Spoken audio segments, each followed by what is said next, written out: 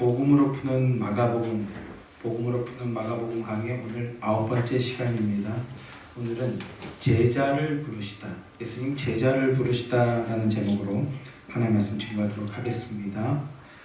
지난 시간에요, 예수님께서 성령님의 인도함을 받아서 갈릴리라는 촌구석으로 가시게 되었다라는 말씀을 드렸습니다. 그 모든 일들이 성령의 인도하심이 있고 예수님의 공생에는 성령의 인도하심에 순종하는 과정이었는데요, 갈릴리로 가시게 되었습니다. 그러나 갈릴리로 가셔서 무엇을 하셨습니까? 인류에게 엄청난 선포를 하시는 거죠. 때가 찼고 하나님의 나라가 가까이 왔다, 이 엄청난 선언을 하셨습니다. 여기서 때가 찼다라는 것은요, 구약이 예언하고 구약의 선지자들이 고대하던 그 약속의 날이 너희에게 드디어 임했다라는 뜻입니다. 그 약속의 실체이신 하나님의 아들이신 메시아이신 분이 이 땅에 오셨다라는 것입니다. 그래서 예수님께서 때가 찼고 하나님의 나라가 가까이 왔으니 회개하고 복음을 믿으라, 이렇게 복음을 선포하셨습니다. 인간은 이상적으로 정의롭고 아름다운 나라, 사회, 가정, 공동체를 바라고 꿈꾸는 존재가 바로 인간입니다. 그러나 인간은요, 인간의 힘으로는 그런 나라, 유토피아를 만들 능력이 없습니다. 비슷한 환상을 주면서 선동하는 것이지, 혹은 근사치에 가깝게 흉내나 내보는 것이지, 이 땅의 이 역사 속에 결코 그러한 나라를, 그러한 공간을 성공해낸 역사는 없습니다. 오히려 인류의 역사는요, 그 일을 이루어 나가기 위한 끊임없는 실패의 역사라고 할 수 있습니다. 그러니 인간은 하나님 나라를 만들 능력은 더더욱 없는 것이죠. 하나님 나라를 만들 능력이 없습니다. 가짜들이 비슷한 듯 흉내는 낼 수 있어요. 그래서 언뜻 보면 여기가 하나님 나라인가? 하나님 나라의 또 하나의 증거로 이 땅에 무엇을 주셨습니까? 교회를 주셨잖아요. 저 교회는 하나님 나라인가? 우리들의 영적인 눈이 어두워서 그런 가짜들의 거짓 쇼에 속임을 당하고 사기를 당한 것이 성도의 역사라고 할 수 있죠. 그러나 인간은 하나님 나라를 만들 수 없습니다. 우리 신앙은 그걸 확인하는 거죠. 인간은 하나님 나라를 만들 수 없습니다. 하나님 나라는 누가 만듭니까? 하나님이, 예수님이 오셔서 이루어 주셔야 된다는 겁니다. 하나님 나라는 하나님이 만들어 주시는 겁니다. 그래서 하나님이신 예수님께서 이 땅에 오셨고, 그리고 그 마가복음은 그것을 아들이라는 단어로 표현하고 있는데, 그 하나님의 아들이신 예수님이 하나님 나라가 도래했다라고 선언을 해주신 것입니다. 얼마나 복되고 은혜로운 말씀입니까? 자, 이렇게 예수님께서 하나님 나라가 가까이 왔다라는 대선언을 하셨습니다. 그리고 이제는 무엇 하십니까? 오늘 말씀부터 무엇 하십니까? 채우시는 겁니다. 하나님 나라가 왔음을 선포했으니 그 안에 내용을 채우시는 겁니다. 그래서 오늘 말씀은 예수님께서 제자들을 찾아가 부르시는 내용입니다. 구약에서 하나님이 찾아오시죠. 선택한 백성들에게 찾아오십니다. 직접 찾아오셔서 그들과 언약을 맺어주시죠. 일방적인 언약입니다. 일방적인 은혜 언약. 언약을 맺어주시고 언약의 자손을 세우셨던 것처럼 동일하게 이제는 언약의 실체이신 예수님이 직접 오셔서 하나님 나라 백성들을 부르시는 겁니다. 언약적 관계를 맺어주시는 거죠. 그리고 그렇게 제자들을 부르시고 또 무엇을 하십니까? 너희를 사람 낚는 어부가 되게 하겠다. 사람 낚는 어부가 되게 하겠다라고 부르심의 목적에 대해서 말씀해 주십니다. 그래서 오늘은 주님의 부르심과 그 부르심의 목적에 대해서 함께 상고해 보도록 하겠습니다. 우리 16절, 17절, 18절 말씀을 다시 한번 읽겠습니다. 16절부터 18절까지 말씀 다시 한번 다 함께 시작. 갈릴리 해변으로 지나가시다가 시몬과 그 형제 안드레가 바다에 금을 던지는 걸 보시니 그들은 어부라. 예수께서 이르시되 나를 따라오라. 내가 너희로 사람 낳는 어부가 되게 하리라 하시니 곧 그물을 버려두고 따르니라. 먼저요, 제가 최근에 저의 자녀들과 그런 이야기를 나눈 적이 있습니다. 어떤 이야기냐면 좋은 대학교에 가야 하는 이유에 대해서 이렇게 약간 식사하면서 수다 떨다가 그런 얘기를 갑자기 진지하게 하게 됐어요. 저희 자녀들도 벌써 자라서 대학교에 대해서 얘기를 하게 되었는데요. 좋은 대학교에 가야 되는 이유 여러 가지가 있을 수 있습니다만 또 사람마다 우선하는 가치관이 다르니까 우선순위도 각각 다 다를 수 있습니다만, 그래서 제가 했던 것은 뭐였냐 하면 좋은 대학교에 가야 하는 이유는 좋은 교수가 있기 때문이다. 좋은 교수, 실력 있는 교수를 만나기 위해서다 였습니다. 실력 있는 교수, 나를 정말 발전시켜 줄 수 있는 그런 스승이 있는 곳을 찾아가야 한다. 대부분 높은 학군에 있는 학교들에 그런 분들이 있다. 이런 얘기였습니다. 일반적인 생각이죠. 저의 이런 생각에 대해서 대부분 동의하실 거라고 생각합니다. 그런 거에 대해서 구체적으로 오늘 나누는 시간은 아니니까요. 근데 왜 이 얘기를 꺼내냐 하면 예나 지금이나 스승들 누군가를 찾아다니는 것은 제자 쪽이라는 겁니다. 제자 쪽에서 누가 나의 스승이 되어줄까? 어떤 분이 좋은 스승일까? 이렇게 누가 과연 나를 일으켜 줄 수 있고 나의 스승이 되어 주실 수 있는가 하고 제자 쪽에서 찾아다니는 게 일반적인 일인 겁니다. 이 시절에도 마찬가지라는 거죠. 가말리엘 쪽이 좋으냐 아니면 다른 쪽이 좋으냐, 누가 더 유명하냐, 이런 거 정보 구하면서 열심히 이리저리 찾아다니는 게 그때나 지금이나 동일하던 그런 거였습니다. 열심히 찾아다니는 거죠. 그런데 지금 우리가 읽은 말씀에 어떤 일이 벌어지고 있어요? 스승이 되어 주실 분, 예수님이 직접 찾아와 주시는 겁니다. 스승 쪽에서 제자 쪽으로 찾아와 주신 겁니다. 여러분, 이게 우리 하나님의 일하심의 방식이에요. 구약에서도 모두 동일했습니다. 하나님이 찾아와 주셨어요. 그러지 않으면 만날 수가 없거든요. 예수님이 성령님의 인도하심을 따라 갈릴리로 가셨습니다. 왜 굳이 저런 시골 촌구석으로 가시나, 왜 갈릴리로 가시나 했더니 오늘 뭐라고 말씀하고 있습니까? 오늘 본문에서는요, 제자들을 부르러 오신 거였다라는 겁니다. 제자들을 찾아 만나시기 위해서. 예수님은 스승이 되어주실 진정한 스승이신데 갈릴리 해변을 지나 직접 제자가 될 자들에게 찾아와 주셔서 그들을 부르심으로써 그들을 제자 삼으시는 겁니다. 그리고 이 방식은요, 성도의 구원의 방식입니다. 우리가 예수님을 믿는다라고 하는 것은요, 여러분 예수님 믿으십니까? 그리스도이심을 고백하시나요? 우리가 그렇게 예수를 그리스도로 믿고 고백하게 된다는 것은요, 우리가 예수님을 찾아가서 예수님을 우리의 구주로 우리가 선택한 것이 아니고요, 예수님이 우리를 찾아와 주셨던 겁니다. 예수님이 우리를 찾아오셔서 우리를 선택하고 우리를 불러주신 결과로 우리가 예수 그리스도의 백성이 되어진 겁니다. 우리가 교회를 다니는 성도가 되었다는 것은요, 주님의 부르심이 있었다는 뜻입니다. 물론 사람마다 이걸 확실히 아느냐 혹은 정확히 알지 못해서 알아가고 있는 중이냐라는 정도의 차이는 있을 수 있습니다. 사람마다 차이가 있을 수 있어요.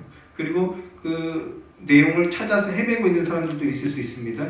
그러나 주의 부르심으로 말미암아 주의 백성이 된 자는요, 결국은 시간이 조금 걸릴지라도 하나님의 은혜가 나를 이렇게 주의 자녀가 되게 하였구나라는 걸 깨닫게 된다는 것입니다. 이게 결론입니다.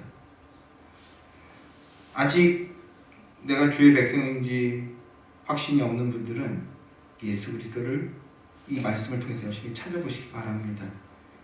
만나주시고 불러주실 것입니다. 그리고 만나주시고 불러주셨구나라는 것을 깨닫게 될 것입니다. 그 은혜가 풍성하게 임하는 여러분 되길 주님의 이름으로 축원합니다. 자, 예수님께서 갈릴리 해변을 지나가십니다. 근데 사실 조금 지역적인 얘기지만 갈릴리 해변이라고 하는 이곳은요, 사실은 바다는 아닙니다. 바다가 아니고 큰 호수입니다. 엄청나게 큰 호수인데요. 그런데 그 크기가 11km 정도 된다고 하더라고요. 엄청나게 크기도 하고, 그리고 당시나 지금도 갈릴리 지역 사람들에게 수산물을 제공해주는 바다에 준하는 역할을 하고 있기 때문에 바다라는 해변, 바다라는 표현을 쓴 것 같기도 하고요. 그리고 또 한 가지, 바다라는 이 말이 가지는 영적인 의미가 있죠. 흑암과 혼돈의 영역이라는 이 영적 의미의 일관성으로도 볼 수 있을 것 같습니다. 어쨌든 갈릴리 바다, 갈릴리 해변을 지나가시다라고 말씀하고 있어요. 그래서 그 갈릴리 해변을 지나가시다가 누구를 만나십니까? 시몬과 그게 베드로라고 예수님께서 이름을 지어주시죠. 이 시몬, 베드로와 그 형제 안드레를 보십니다. 그래서 그 두 사람을 향해 예수님이 말씀하십니다. 뭐라고 말씀하십니까? 나를 따라오라. 내가 너희를 사람 낚는 어부가 되게 하겠다 라고 말씀하시죠. 나를 따라오라. 내가 너희를 사람 낚는 어부가 되게 하겠다. 그러자 18절에서 뭐라고 말씀하십니까? 그들이 그물을 버려두고 따르니라 라고 말씀하고 있습니다. 또 조금 더 가시다가 19절에 보니까 세베대의 아들 야고보와 그 형제 요한을 보시니 그들도 배에 있어 그물을 깁는데 곧 부르시니 그 아버지 세베대를 품꾼들과 함께 배에 버려두고 예수를 따라가니라. 부르시니 예수를 따라가니라 라고 합니다. 자, 제자들을 불러내시는데 누굽니까? 베드로와 안드레, 야고보와 요한입니다. 이 두 사람은 형제들입니다. 형제들. 베드로와 안드레는 그물을 던지고 있었고 야고보와 요한은 그물을 깁고 있었다 하는데 예수님께서 나를 따라오라 라고 말씀하셨어요. 나를 따라오라. 그러자 어떻게 했다고요? 따라왔다라고 합니다. 따라왔다 하는데 이 말을 직역하면 내 뒤에 오라 또는 내 뒤에 서라 라는 말입니다. 내 뒤에 오라, 내 뒤에 서라. 이 말을 하니까 이 말을 듣자 베드로와 안드레, 야고보와 요한이 모든 것을 내려놓고, 성경은 버려두고라는 표현을 쓰고 있죠. 또 훨씬 더 적극적으로 버려두고 예수님을 따랐다 합니다. 자, 예수님께서 하나님 나라가 임박하심을 선언하셨어요. 하나님 나라가 도래했다 이렇게 선언하신 예수님께서 나를 따라오라, 내 뒤에 서라 라는 말씀을 하시는 겁니다.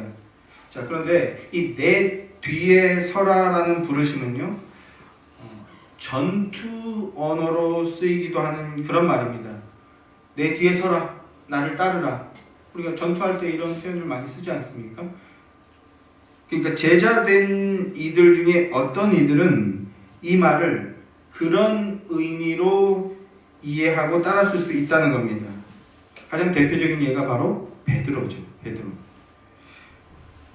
왜 그렇습니까? 왜 베드로가 그랬을 거라고 생각하냐면 마가복음 8장으로 가게 되면 예수님께서 드디어 십자가 고난과 십자가 죽임 그리고 사흘 만에 살아나게 될 것을 드디어 예언하십니다. 그러자 베드로가 어떻게 하죠? 예수님께 나아가서 항변하죠. 그런 말씀하지 마십시오. 이 항변했다라는 게 따지고 든 게 아니라 거의 멱살을 잡고 대든 거예요. 예수님의 그 십자가 고난과 죽임 당하심에 대한 말씀 앞에서 베드로가 격렬하게 저항하는 것을 보게 되죠. 왜 그랬을까요? 베드로가 들었던 내 뒤에 서라라는 이 말은, 베드로는 이 말을 이방 나라와의 전투를 통해서 얻어지게 되는 어떤 육신적인 하나님 나라로 이해했던 것이라는 거죠. 육신적인 나라.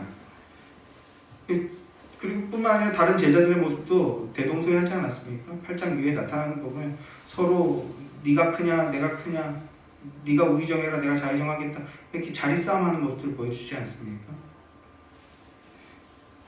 그러나 나를 따르라, 내 뒤에 서라, 이 말을 전투 언어로 본다면 그것은요 영적인 전투를 말하는 것이죠. 마귀와의 전투, 십자가 전투를 의미하는 것이라고 할 수 있습니다. 그리고 예수님은 그 걸음 공생의 3년을 통해서 그것을 우리에게 보여주시고 계시죠. 이후에 이제 우리가 그것들을 좀 더 소상히 살펴나가실 것인데, 그러나 죄인인 인간이 예수님을 처음 만난 시점이라면 그러면 그 누구도 상상할 수 없는 영적인 비밀인 것이죠. 나를 따르라는 것, 내 뒤에 서라는 것은요, 예수님 뒤에 서는 거잖아요. 예수님 뒤에 서는 것. 뒤에 서면 어떻게 됩니까? 앞이 잘 안 보이겠죠. 앞에 길이 잘 안 보이는 거예요. 그러니까 어떻게 하라는 겁니까? 길을 보고 가는 게 아니라 이끄시는 분 누구예요? 예수님만 보고 쫓아오라는 겁니다. 나를 따르라. 내 뒤에 서라는 건 오직 예수님만 보고 따라가라는 겁니다. 이게 뭡니까? 이게 믿음입니다. 이 믿음 가진 복된 자들 되시길 주님의 이름으로 축원합니다. 사랑하는 성도 여러분, 우리가 성도가 되었다라는 것은 예수님의 부르심이 있었다라는 것이라고요. 예수님의 말씀의 권능에 의한 것이다라는 뜻입니다. 그러면 예수님의 부르심이라는 복을 얻은 자라면 예수님 뒤에 서서 예수님만 쫓아가는 그 믿음의 복된 자들이 되시기를 간절히 축원하고 소망합니다. 자, 예수님을 믿고 따라간다는 것은 예수님으로부터 무언가를 얻어내는 것이 목적이 아니라 오히려 내게 있는 것들을 버려두고 따라가는 것임을 보여주고 있습니다. 버려두고 따라가는 것. 말씀이 있는 그대로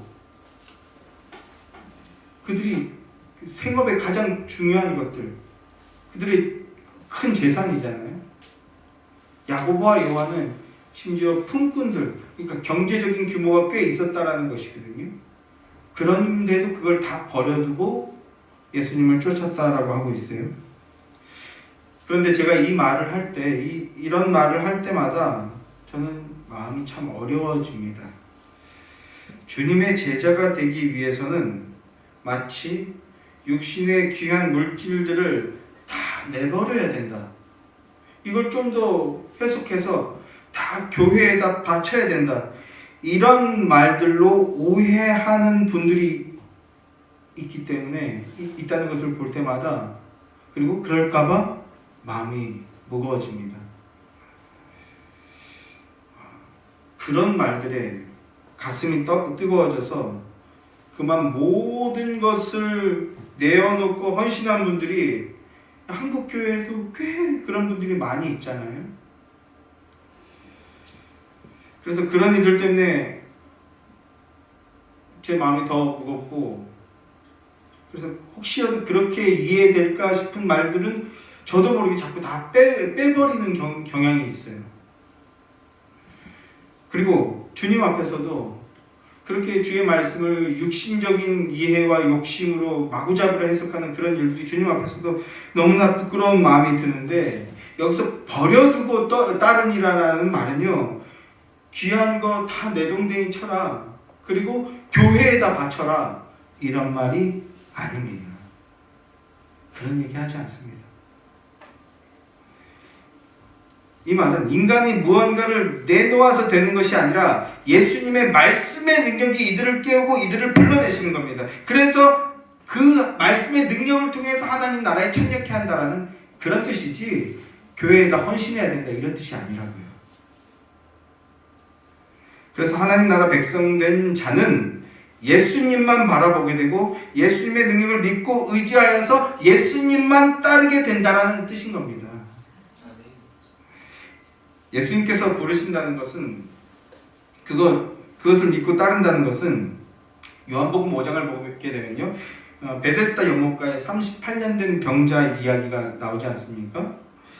그 이야기를 통해서 예수님의 부르심과 그리고 예수님을 말씀을 따르게 되는 것이 무엇인지를 좀 더 상고하게 되는데, 여기서 베데스다 연못가 38년 된 병자 이야기 자세히 살펴보지는 않겠습니다. 간단하게 정리해 볼게요. 그래서 베데스다라는 말은요, 베이트와 헤세드, 집과 은혜, 이 말의 합성어로 베데스다라는 것은요, 은혜의 집 또는 자비의 집이라는 뜻입니다. 은혜가 있는 곳, 자비가 넘치는 곳, 그런 뜻이라고요. 그런데 38년 된 병자가 느끼는 베데스다 연못가는, 베데스다는 어떤 곳입니까? 어떠한 자비나 은혜도 없는 곳이죠. 오히려 저마다의 욕심으로 인한 시기와 질투와 경쟁만 가득한 곳일 뿐이라는 것을 보여주는 게 베데스다 연못가의 38년대 병자 이야기의 내용입니다. 38년 동안 걷지 못한 이 사람 앞에 예수님이 나타나셨어요. 그는 그가 누군지, 예수님이 누군지 알지 못하는 상태고요. 그래서 예수님을 붙들고 하소연합니다.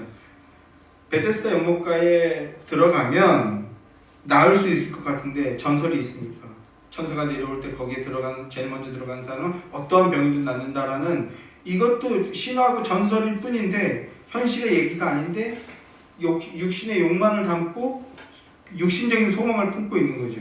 그러한 것들을 생명의 근원이신 분 앞에 지금 쏟아내고 있는 겁니다. 저 물에 들어가면 나도 나을 수 있을 것 같은데, 그런데 뭐가 문제예요? 아무도 나를 도와주는 이가 없습니다. 나에게 양보해 주는 이가 없습니다. 나를 물속에 넣어주는 사람도 없고 나를 위해서 양보해 주는 사람이 없습니다. 무슨 말이에요? 자비와 은혜가 없습니다. 이런 고백인 거죠. 이게 뭡니까? 이게 세상의 현실이라는 거예요. 이 육신적인 땅의 모습이라는 거죠. 그런데 예수님께서 뭐라고 말씀하십니까? 5장 8절을 보게 되면요, 일어나 내 자리를 들고 걸어가라.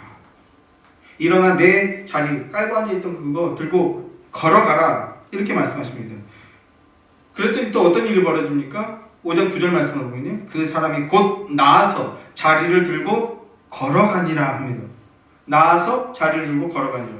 38년 동안 일어나기는커녕 제대로 앉아있지도 못해서 엎드리는 거 반, 이렇게 앉아있는 거 반으로 살아가던 그 사람이 예수님의 그 말씀을 통해서 자기가 깔고 앉았던 그 침낭인지 뭔지 그거를 둘둘 말고 일어나서 걸어가 버렸다라고 말씀합니다.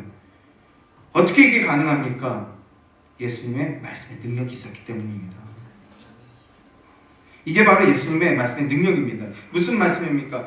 오늘 저와 여러분이 교회에 나오게 된 것, 오늘 저와 여러분이 예수님을 믿게 된 것, 그것은 결코 우리의 헌신이나 결심이나 결단을 통해서 이루어진 것이 아니라 명령하시는 분, 예수님의 말씀의 능력을 통해서라는 겁니다. 그것이 선명해지고 그것이 우리 믿음의 고백으로 나와지는 게 그게 믿음의 능력입니다. 38년 된 병자가 고침을 받았을 때 자기를 고쳐준 이가 누군지 몰랐어요. 그런데 그 말씀을 믿고 의지하여 순종할 때 어떻게 됐다고요? 벌떡 일어나서 새로운 삶을 살아가게 되었다는 겁니다. 주님께서 제자들을 불러내실 때도 당신의 그 권능으로 그들을 불러내시고 새 삶으로 이끄신 것입니다. 여기 예배당에 와서 앉아 계신 분들 중에도 내가 굳이 왜 여기에, 혹시 이런 생각하고 계신 분 계실지도 모르겠습니다. 또는 반대로 내가 어떻게 여기에, 내가 어떻게 하나님을 예배하는 자리에 와서 앉게 되었나, 아직은 잘 모르는 사람이 있을 수도 있습니다. 그런데 아까도 말씀드렸지만 그리스도 안에 있으면 결국에는 알게 된다는 겁니다. 그 놀라운 사실을 나중에는 알게 됩니다. 나를 여기로 이끌고 그 사랑함으로써 사랑함의 삶을 사는 그 삶으로 이끄신 분이 누구시다? 바로 우리 구주 예수 그리스도시다라는 것을 결국에는 알게 된다는 것입니다. 그 은혜를 누리게 되시길 축원합니다. 우리 주님은 천지 만물을 창조하시고 그리고 당신의 선하신 뜻에 따라 통치하시고 다스리시는 분이십니다. 성도는 그 놀라운 사실을 깨달음으로 기쁨으로 그 길을 따라가려고 하는 자가 바로 성도죠. 그런데 천지를 창조하실 때, 하나님께서 천지를 창조하실 때 뭘로 창조하셨습니까? 말씀으로 창조하셨습니다. 빛이 있으라 말씀하셨어요. 그러니까 빛이 있어지게 되죠. 이렇게 말씀으로 창조하셨어요. 그런데 요한복음 1장을 보게 되면 어떤 말씀이 나옵니까? 그 말씀이 육신을 입고 오셨다라고 합니다. 그분이 누구십니까? 바로 예수님이십니다. 그 주님이 천지 만물을 창조하신 그분이 어떤 이유 때문에 사람의 몸을 입고 오셨지만 그분이 부르시는데 거부하고 거절할 수 있는 사람이 누가 있겠습니까? 없는 겁니다. 없어요. 그러니까 배와 아버지와 품꾼과 그물을 버려두고 모든 것을 버려두고 예수님을 따라가는 그 모습을 믿음이 없는 사람이 봤을 때는 야, 어떻게 저걸 다 버리고 가네? 저 어리석은 사람인가? 이렇게 보거나 혹은 어떻게 저럴 수가 있나? 어떻게 저럴 수가 있나? 이런 저 대단한 헌신과 결단 나도 따르고 싶다. 이렇게 이해하는 사람도 있다라는 거죠. 이렇게 인간의 대단한 헌신과 결단으로 보이겠지만 그러나 그것은 영적인 맹인과 같은 모습이라는 거예요. 그게 아니고 그들을 불러낸 것은 부르신 분, 예수님의 힘과 능력이라는 겁니다. 예수님의 능력입니다. 예수님의 힘으로 하나님 나라 백성 되게 하신 것입니다. 예수님의 말씀의 능력이 택자들을 당겨서 끌고 가는 것이고, 그리고 그 생명의 능력으로 오늘 우리도 이 자리에 와서 주님을 예배하고 예수 그리스도를 구주라고 믿음 고백하게 되어지는 것입니다. 그 믿음과 그 은혜가 넘치시길 주님의 이름으로 간절히 소망하고 축원합니다.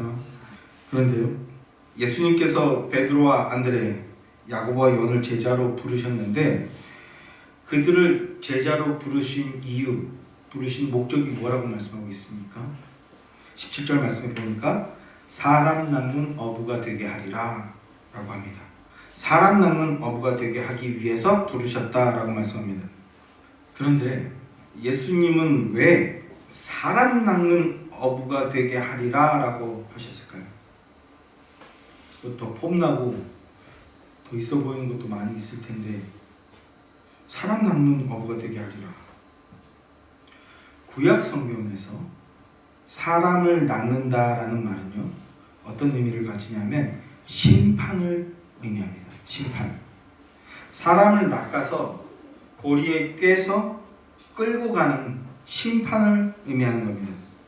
자, 예레미야서로 한번 가보겠습니다. 예레미야서 16장으로 한번 가보겠습니다.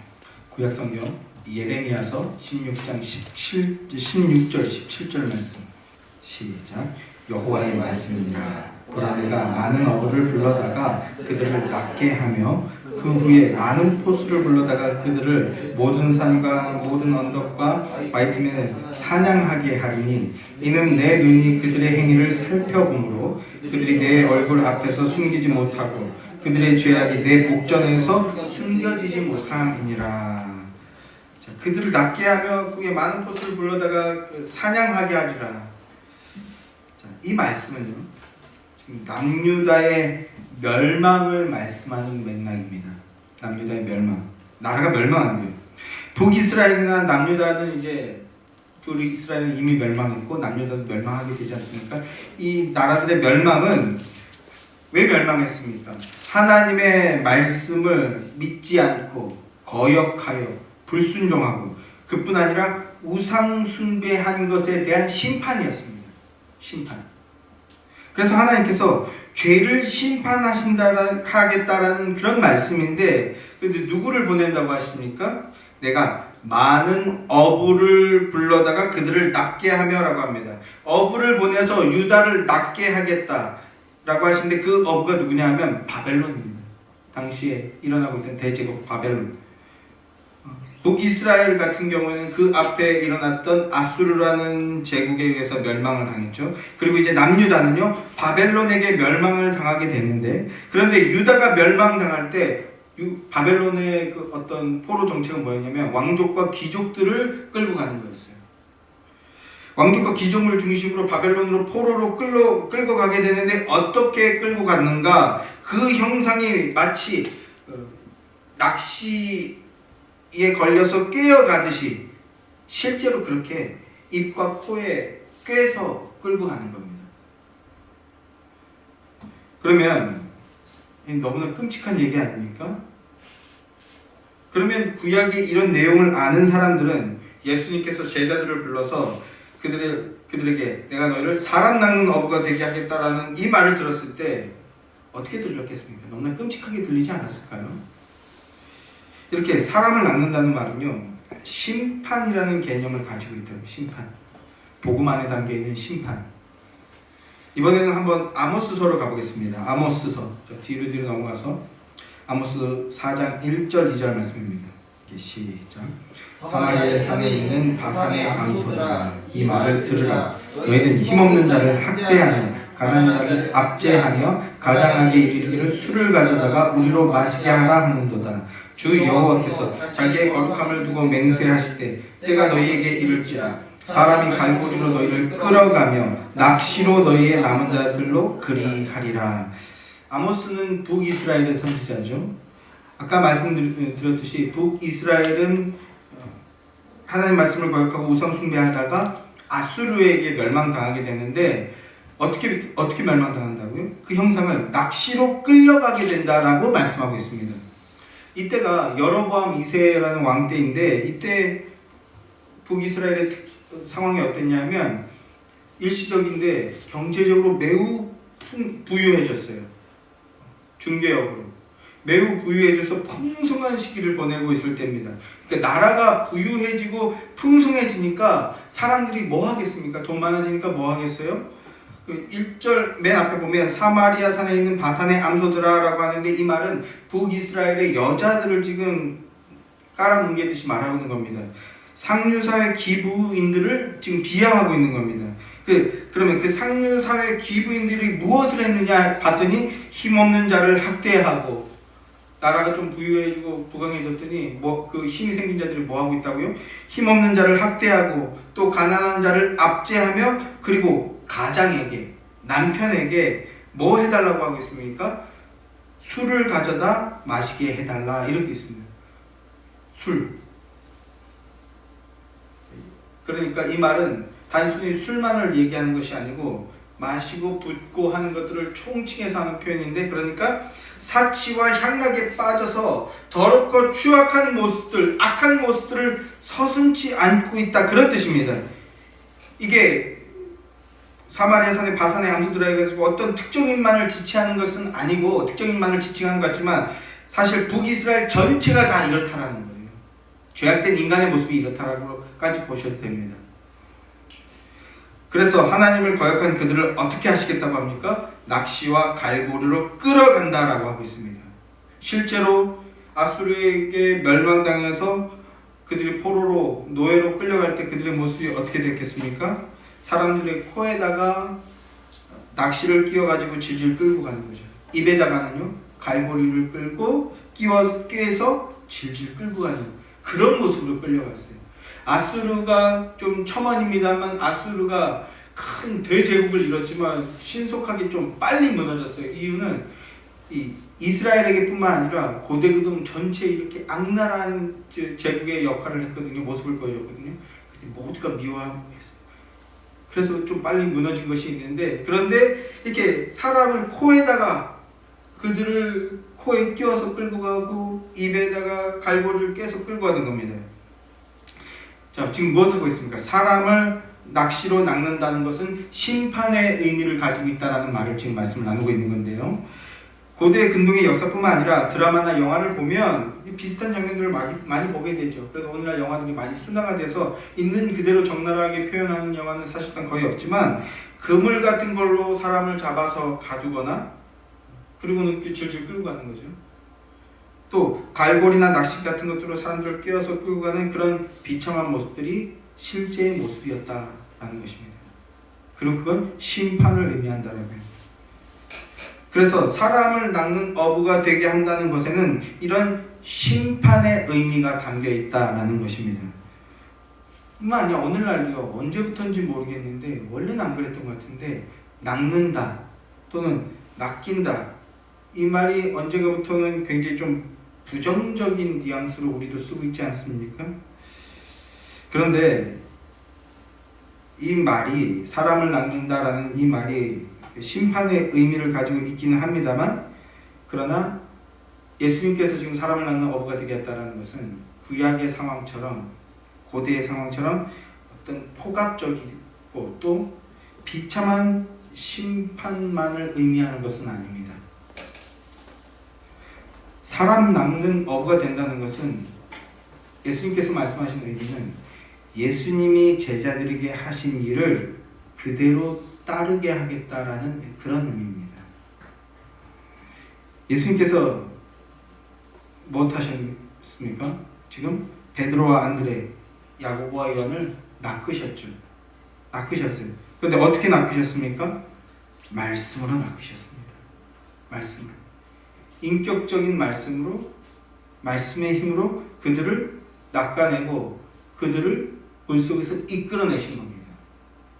제가 지금 마가복음 강연을 하면서 몇 번 말씀을 드렸는데, 이 바다가 가지고 있는 의미가 뭐라고 말씀을 드렸어요? 바다가 가지고 있는 것, 혼란과 혼돈의 세계를 상징하는 것이다 라는 말씀을 드렸죠. 그래서 마태복음에 보면, 복음서에 보면 예수님께서 바다를 밟고 걸으신 모습을 보여주죠. 혼란과 혼돈의 이 세계를 밟아버리시겠다라는 그런 뜻인데, 혼란과 혼돈의 세계를 상징하는 겁니다. 바다는. 이사야서 말씀 한번 보겠습니다. 이사야서 57장입니다. 이사야서 57장 19절부터 21절까지 말씀 한번 함께 읽겠습니다. 함께 읽겠습니다. 시작. 입술에 열매를 창조하는 자 여호와가 말하노라. 먼데 있는 자에게든지 가까운 데 있는 자에게든지 평강이 있을지어다. 평강이 있을지어다. 내가 그를 고치리라 하셨느니라. 그러나 악인은 평온함을 얻지 못하고 그물이 진흙과 더러운 것을 늘 솟구쳐내는 요동하는 바다와 같으니라. 내가 하나님의 말씀이 악인에게는 평강이 없다 하셨느니라. 자, 하나님께서 구원하시는 자에게 뭐가 있다고 말씀하고 있어요? 평강이 있을 것이다 라고 합니다. 평강이 있을 것이다. 그런데 그에 반해 하나님의 구원을 얻지 못한 자, 악인이라고 말하고 있죠. 악인은 어떠하다고요? 평강이 없고 평온함이 없다라고 합니다. 주님께로부터 평강을 얻지 못하니까 어떻게 된다고 말씀하고 있습니까? 그걸 표현하는데 어떻게 표현하고 있어요? 마치 태풍이 오면 바다가 막 솟구치듯이, 그리고 그 안에 모든 더러운 것들이 쏟아져 나오듯이 악인의 심령은, 구원함을 얻지 못한 악인의 심령은 그 바다같이 진흙과 더러운 것으로 솟구치게 될 것이다 라고 말씀합니다. 평강이 없으니까 뭘 말하는 거예요? 늘 혼돈과 그 다음에 요란함과 분쟁과 다툼이 끊임없이 있게 된다는 겁니다. 그게 바다가 갖는 의미입니다. 바다 안에 있는 자의 삶. 바다 안에 있는 자의 삶을 지금 그렇게 표현하고 있는 겁니다. 한 군데만 더 봅시다. 이사야서 26장입니다. 이사야서 26장 20절부터 27절까지 말씀. 이사야서 26장 20절부터 27장 1절까지 세 절 말씀입니다. 시작. 내 백성아 갈지어다. 내 밀실에 들어가서 내 문을 닫고 분노가 지나까지 잠깐 숨을 지어다. 보라, 여호와께서 그의 처소에서 나오사 땅의 거민의 죄악을 벌하실 것이다. 땅이 그 위에 젖었던 피를 드러내고 그 살해 당한 자를 다시는 덮지 아니하리라. 그날에 여호와께서 그의 견고하고 크고 강한 칼로 날렘 뱀 리워야단, 곧 꼬불꼬불한 뱀 리워야단을 벌하시며 바다에 있는 용을 죽이시리라. 바다에 있는 용을 죽이시리라. 여호와께서 심판을 하시는데 이 세상의 모든 죄악을 드러내신다는 겁니다. 그런 날이 오면 구원받을 자들은 먼저 어떻게 된다고요? 밀실로 들어가라고 말씀하십니다. 밀실. 이 말을 자꾸 어떤 이상한 사람들이 문자 그대로 받아들여서 은밀한 장소나 또는 어떤 비밀스러운 나라로 피해야 된다, 밀실과 같은 곳에 가서 머물러야 된다, 이런 식으로 사이비식 해석을 하는 사람들이 여전히 많이 있는데요, 그런 뜻이 아닙니다. 그래서 말씀하시는 것은 어떤 장소적 의미 말씀하시는 것이 아니라 하나님의 심판을 피할 수 있는 밀실이 어디를 말하는 겁니까? 세상의 눈에는 어리석고 미련해보는 십자가 안으로 들어가는 겁니다. 십자가 지신 예수, 그 안으로 들어가는 겁니다. 그리스도 대속의 복음을 믿고 고백하는 구원을 말씀하는 거예요. 그 안에 있을 때 안전하다라는 거예요. 그 안으로 들어가시기 바랍니다. 그 안에서 풍성하시기 바랍니다. 그런데 하나님은 세상의 모든 악을 들추어내시고 죄악을 벌하신다, 심판하신다는 말씀도 하십니다. 근데 그 심판의 날에 무슨 일이 벌어진다고요? 이사야서에서 지금 뭐라고 말씀하고 있습니까? 바다의 용이 죽임을 당한다. 바다에 용이 있는데 그 죽임을 당한다. 용이 죽임을 당한다 말씀하십니다. 자, 다시 한번 보세요. 바다에 뭐가 있다고 말씀하고 있는지. 날렘 뱀, 리워야단, 꼬불꼬불한 뱀 리워야단, 그리고 바다에 용이 있다라고 하는데, 그러니까 이 바다는 뭘 말하는 거냐면 세상을 말하는 겁니다. 이 세상 전체를 말하는 겁니다. 온 세상이 공중권세 잡은 자 아래에 있다라는 겁니다. 그걸 바다라는 것을 통해서 표현하고 있는 거죠. 그런데 그 공중권세 잡은 세력이 뭘 하고 있습니까? 우리에게 뭘 하고 있어요? 하나님 말씀을 못 믿고 버리게 만드는 겁니다.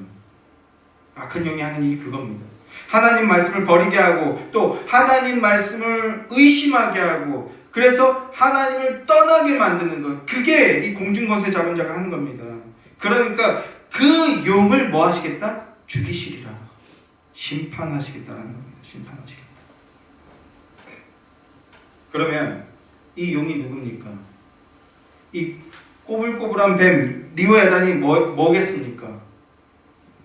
하나님을 외면하고 거역하는 자, 스스로 왕된 자, 자기 생각과 이념을 진리처럼 여기면서 살아가는 자, 정작 진리라고 하는 것은 부정하고 비웃고 조롱하면서 자기의 생각을 진리로 믿고 따르는 자, 그가 바로 뭡니까? 용이고 리워야단이고 뱀이라는 겁니다. 선악과 따먹은 인간들은 모두 다 자기가 자신의 주인이라고 여기는 자죠. 자기가 자신의 주인이라고 여기며 자기 중심적 인생을 살아갑니다. 그게 바로 뱀이고 리워야단입니다. 이 세상이 그 세력들의 권세 아래 놓여 있다는 겁니다. 그걸 바다로 표현하고 있는 겁니다. 이 세상이 바다예요. 공중곳에 잡은 용이 통치하는 혼란과 혼돈과 다툼의 세상, 바닷속, 물속 세상에 빠져 살면서 갑갑한 줄도 모르면서 살아가는 인생들에게 하나님 나라와 생명과 은혜를 알게 하는 이 복음 선포가 바로 뭡니까? 낚시질입니다. 주 예수 그리스도의 복음을 선포하는 것, 이게 바로 사람을 낚는 일이라고요. 예수님께서 말한 낚시질은 바로 이것입니다.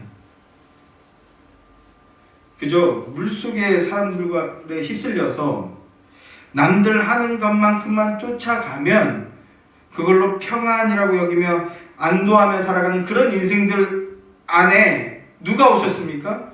우리 주님이 직접 그 사람의 몸을 입고 직접 내려오신 겁니다. 그리고 무엇 하십니까?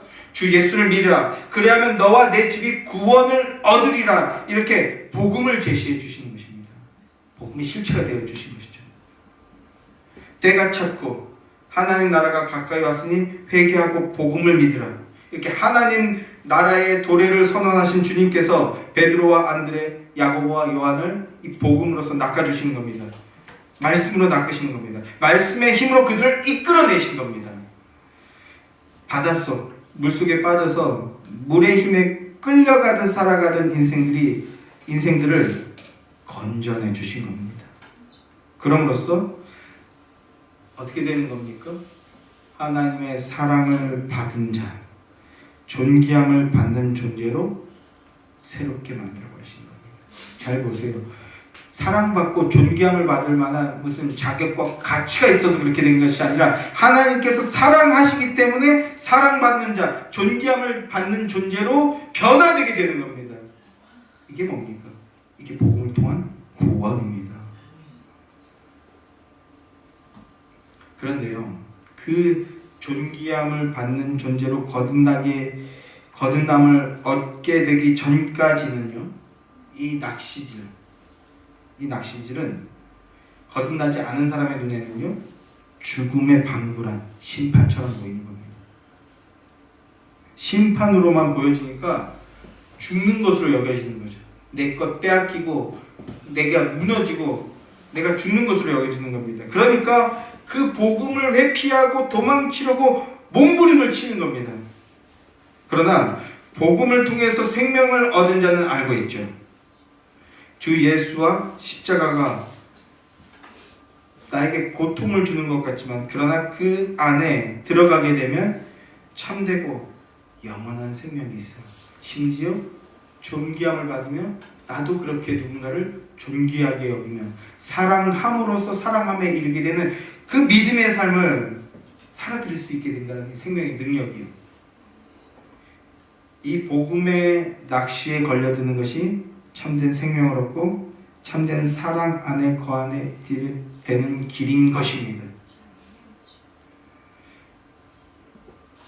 복음의 낚시질에 기쁘게 걸려드시는 여러분들 되길 주님의 이름으로 축원합니다. 말씀을 맺겠습니다. 이 바닷속의 세상, 바닷속 세상의 생존 원리는요, 단순합니다. 더 강해지는 겁니다.